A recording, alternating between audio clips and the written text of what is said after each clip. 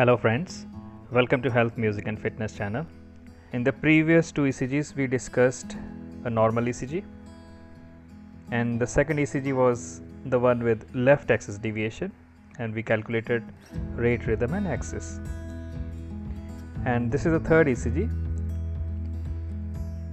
You may pause this ECG at this point and analyze it for 2 to 3 minutes and then play the video so that we can see what your findings were and what my findings are, and you can pause it right now. First we'll calculate the heart rate.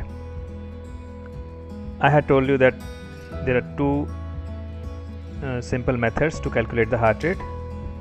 Divide 300 by number of big squares between the two RR intervals, or divide 1500 by number of small squares between the two RR intervals.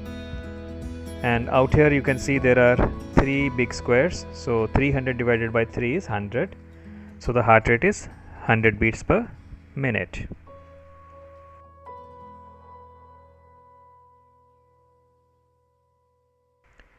Next is rhythm. Is it a normal sinus rhythm, or is the rhythm arising in the atrium or the AV node or in the ventricle? For this you look at the shape of the P wave. To look at the shape of P wave, lead 2 and lead V1, they are the best leads, because lead 2 is the most positive wave, because the vector is directed from SA node towards lead 2 at plus 60 degree. So you will get a very good looking P wave and a good amplitude R wave and a good amplitude T wave. And in V1 the P wave is biphasic, that is the right atrial component is positive and the left atrial component is negative, so that is biphasic. And you can easily make out whether there is right atrial enlargement or left atrial enlargement or biatrial enlargement in V1. In this ECG, if you look in lead 2 and in lead V1, you can see no P waves. That is why I wanted to show you this ECG. It's not always important that a P wave will be present, and especially when the QRS complexes are occurring at a regular interval, it's not important that P wave should also be there. In this ECG, you cannot see the P wave, but the QRS is of normal duration followed by a T wave, which means it is coming from the AV node. It's a junctional rhythm. It's neither junctional brady or tachy. It's a junctional rhythm. And there are a few ectopics also, ventricular ectopics in this ECG. You can see this is outside our curriculum right now. We'll discuss these complexes later on in the further videos. So it's not a sinus rhythm, it's a junctional rhythm. Next we look at the axis. We have to find out the axis. Axis is very important. Without axis, determining the axis is virtually impossible to diagnose any disease condition in the ECG. Axis will change in almost every condition which is reflected in the ECG.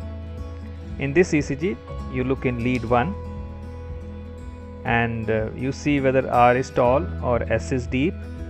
So lead 1 is predominantly negative, and to be more precise, let us say R wave is 2 small squares and S wave is 3 small squares deep.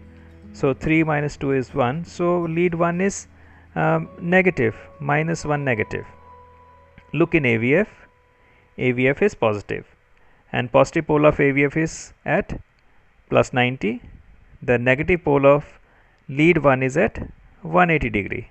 So it is in the right axis deviation quadrant. The axis is lying there.